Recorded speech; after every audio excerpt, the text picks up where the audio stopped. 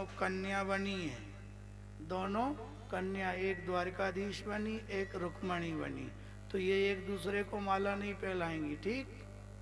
फिर यजमान द्वारकाधीश को द्वारकाधीश मानेंगे और रुक्मणी मैया को रुक्मणी मान करके यजमान माला पहनाएंगे, ये माला नहीं पहनाएंगे। क्यों? यदि हमने वेद मंत्र से दोनों को माला पहना दी, राय साहब, यदि हमने वेद मंत्र से माला पहना दी, 8 विवाह बताए शास्त्रों में, कितने? इसको गंधर्व विवाह कहते हैं। अगले जन्म में फिर भगवान दोनों एक बन गए तो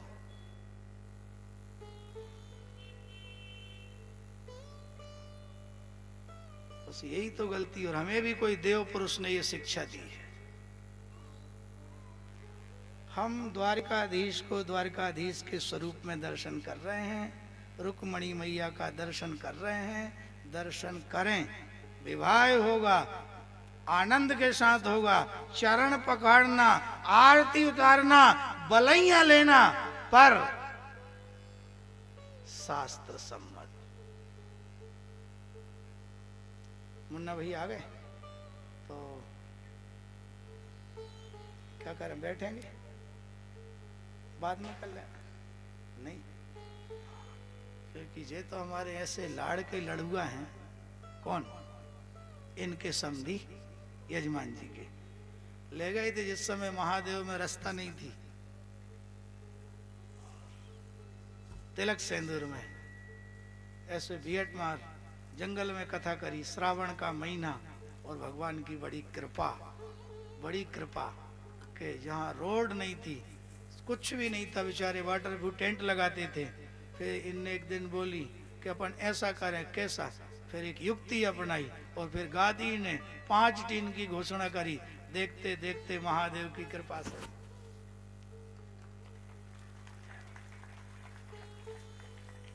3 सेट की टीन आ गई। और अब जी और सब देख रहे होंगे। चलो, स्वागत है, समधी साहब का स्वागत करो।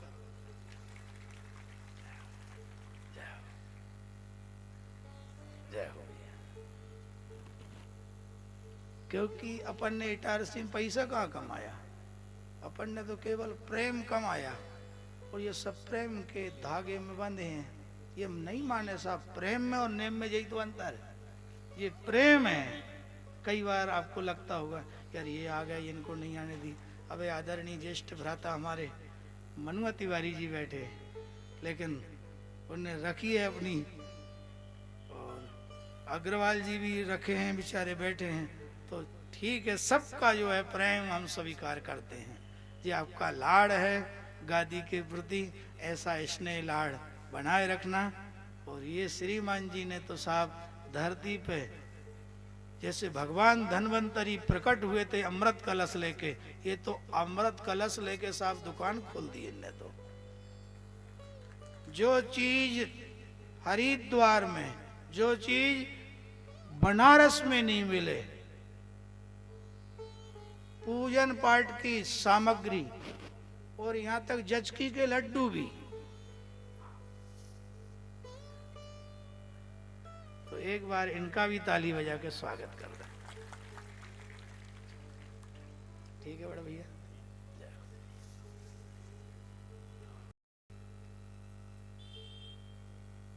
ये हमारे आदरणीय राजेश अग्रवाल जी, विजय सन दरबार के अध्यक्ष, और एक ऐसी,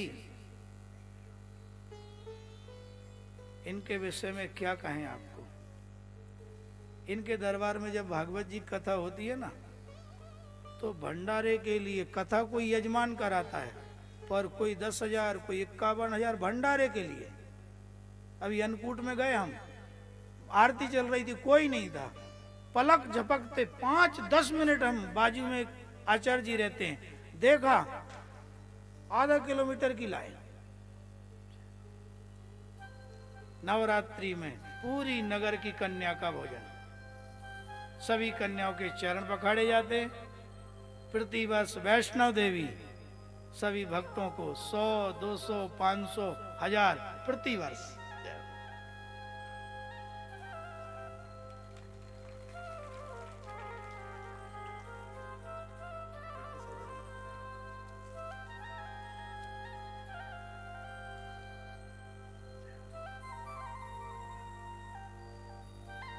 ना माला है, कभी ऐसा मत सोचना कि इन्हें माला का शौक है। ये सब आप सभी भक्तों का प्रेम है, लाड़ है, तो इसे हमको स्वीकार करना ही पड़ता है, करना ही पड़ता है।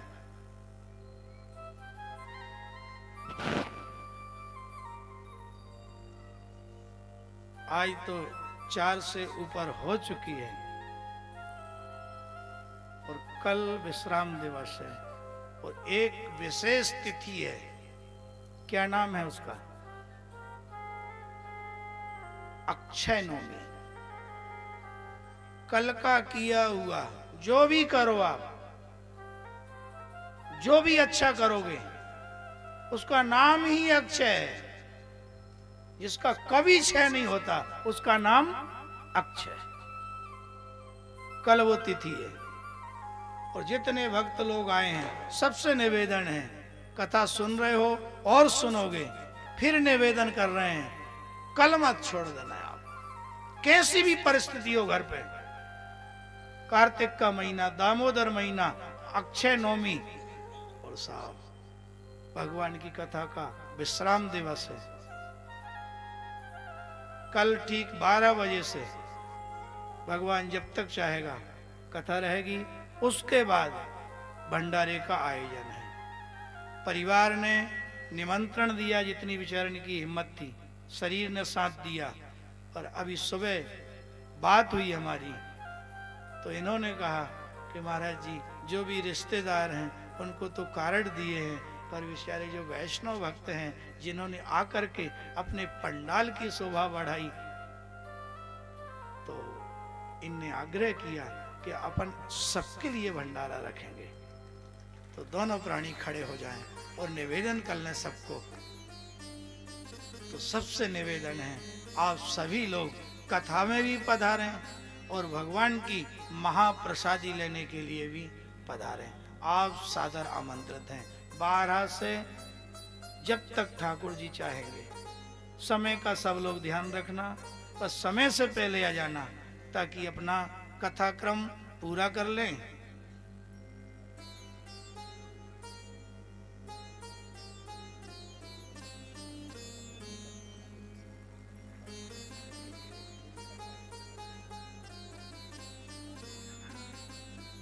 तो आदरणीय अग्रवाल जी का निवेदन है कि यदि समिति का भंडारे में यदि कुछ अंश लग जाए तो वो परिवार से निवेदन करना पड़ेगा, क्योंकि ये व्यक्तिगत कथा है।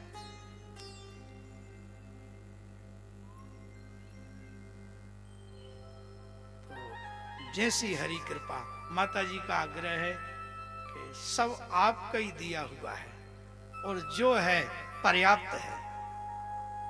अग्रवाल जी आपका प्रेम ही पर्याप्त है, ऐसा आग्रह है।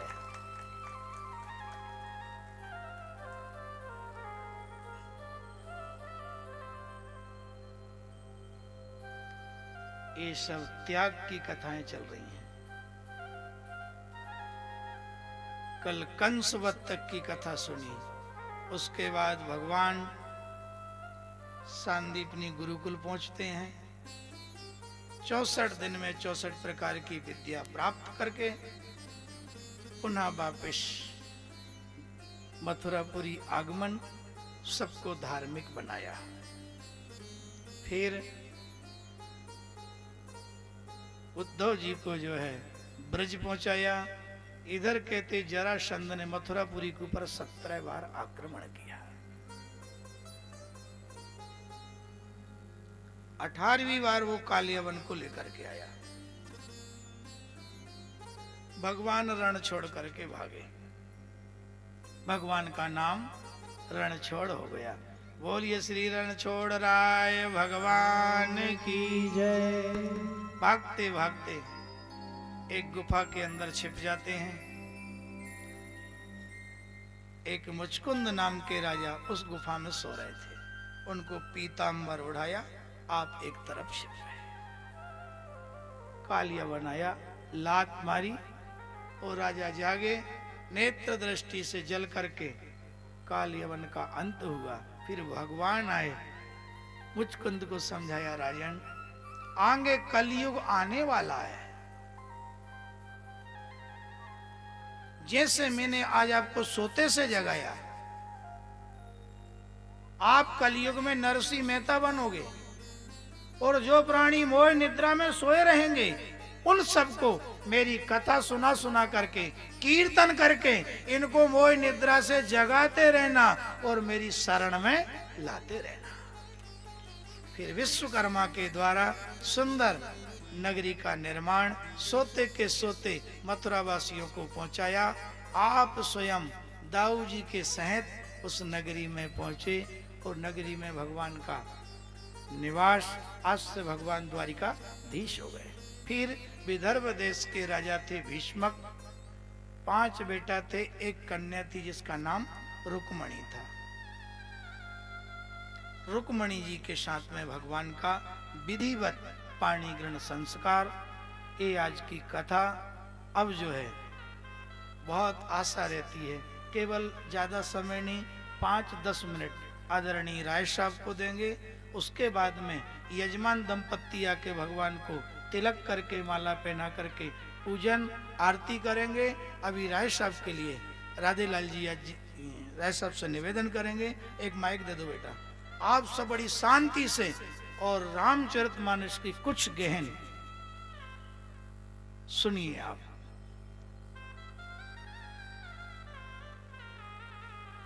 हाँ ठीक, जहां भी। बोलिए वृंदावन बिहारी लाल की, राजा रामचंद्र भगवान की। शांति का परिचय देते हुए केवल 5-10 मिनट जो भी है, और माइक जल्दी दो बेटा, बड़े प्रेम से सुनना।